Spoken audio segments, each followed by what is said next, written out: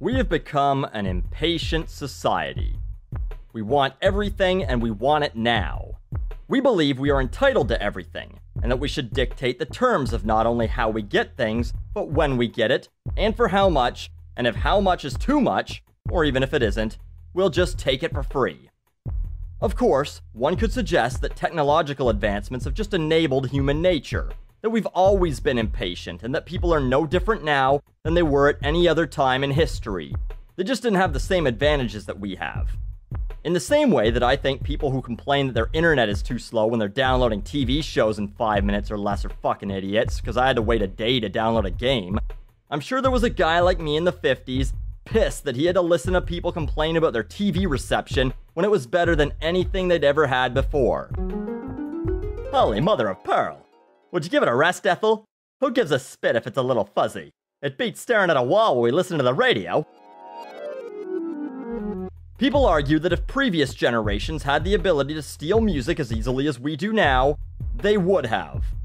Sneaking out of a record store with 20 albums under your coat is about as easy as concealing an erection in skinny jeans. Sure, eventually you could record tapes, but it was super time-consuming. You had to sit there and listen to the whole thing while it recorded. You didn't just get it off a torrent site in 60 seconds. But not everyone's a thief. People still do buy shit, so I'm not at all surprised when I learned that Beyonce's new album, which she released with absolutely no hype or pre-promotion, sold over 500,000 copies in its first day, 3 million copies and counting as of now, and became the fastest-selling album ever released on the iTunes store.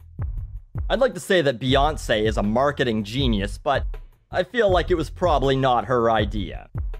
Why, Buckley? Because she's a woman? No, because she's a pop singer, and she has producers and managers and record labels and people to look after that kind of shit. It's not like she was sitting at her computer in her PJs, uploading the album to iTunes at midnight herself. From what I've heard of it, it sounds like the whole thing was made the same weekend that she released it. 15 producers worked on it, and every song sounds pretty much the same. It's kind of minimalist and boring, but it sold a shitload of copies. Why? Because we're an impatient society, and when you hear about something, when do you want it? That's right, about 5 seconds after you fucking heard about it. How many times have you been sitting in a movie theater watching a trailer for something and you thought, oh man, this movie looks awesome, I want to see that. When's it out?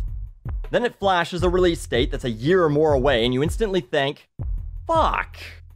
It happens all the time. So, for the release of that Beyonce album, they announced it, then eliminated the part where they disappoint the fans by telling them that they gotta wait 6 months or whatever for it, which by that point everyone started to forget about it and realized it's something they could probably live without.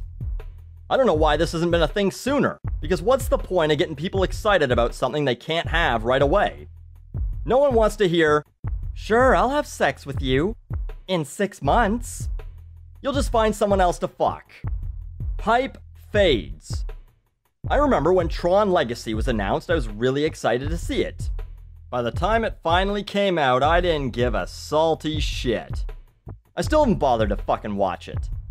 Continuing to prove that people are impatient, Netflix calculated that when they released the new season of Arrested Development, 10% of the people who watched it watched the whole goddamn season in 2 days. I would bet that the bulk of the remaining 90% finished it in less than 2 weeks.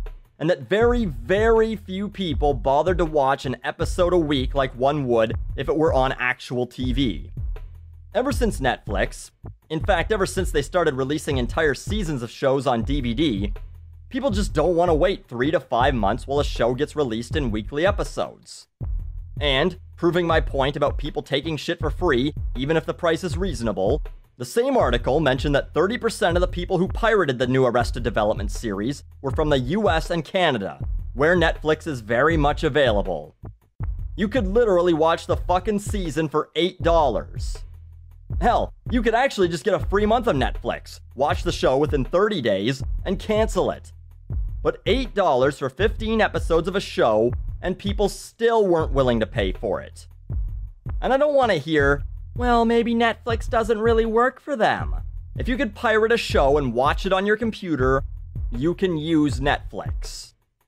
Is this the part where I get all preachy and say that patience is a virtue that has been totally lost and that people need to fucking settle down and get their priorities straight? Nah, because I'm an impatient asshole too. This is the part where I say, congrats, we're gonna get what we want. You're gonna see a lot more of this type of thing. Things released quicker and with less hype to try and capitalize on a market that just doesn't want to wait. It won't be long until big movies are being released with seemingly no warning. Just a trailer on YouTube and now playing at the end of it. There are going to be far more of these flash releases like Beyonce's when it comes to music. Networks will start releasing TV shows all at once, maybe even as marathons in 3 or 4 episode blocks over a few day period before airing them weekly, before they fucking smarten up and create their own Netflix apps. I'd pay $5 a month for something that gave me access to everything a network or channel that I like airs. Fuck, I'd pay $10 to $15 a month for an HBO one. Fucking bullshit that HBO Go shit is only for their TV subscribers. But the point is that people have won. Companies understand that you just can't wait. And they're not gonna make you anymore. Not if they want your money anyway. And make no mistake, they want your money. They want it as bad as you want their products. You wanna fuck now? They're gonna let you. Metaphorically, of course. Literally, you're probably not doing much fucking if you're binge watching 8 hours of TV a day.